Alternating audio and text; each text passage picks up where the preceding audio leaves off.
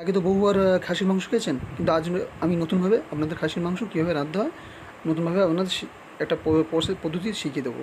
বাজার থেকে একদম ফ্রেশ মাংস দেখতে পাচ্ছেন, একদম ফ্রেশ মাংসটা ভালো করে ধুয়ে নিয়ে নুন, ঝাল, হলদি, প্রত্যেক খাসির একটা পার্সোনাল সেন্ট থাকে, যার জন্যে সিক্রেট মশলা অবশ্যই মাস্ট দিয়ে এইভাবে ভালো করে নেড়ে সেড়ে কিছুক্ষণ ম্যারিনেটের জন্য রেখে দিতে হবে।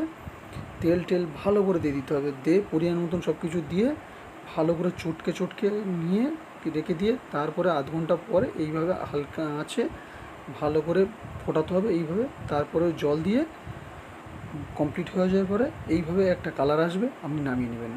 নিয়ে তারপরে ঢালছি, আপনারা দেখুন, জাস্ট একবার দেখুন কালারটা। আর তারপরে এর যা টেস্ট, পাঁচ হাতের জায়গায় 5টা আঙুলের জায়গায় 10টা আঙুল দিয়ে টেস্ট করতে হবে। কিন্তু যারা ভিডিও দেখছেন কিন্তু সাবস্ক্রাইবার করছেন না, তারা অবশ্যই সাবস্ক্রাইবার করবেন ও ফলো করবেন।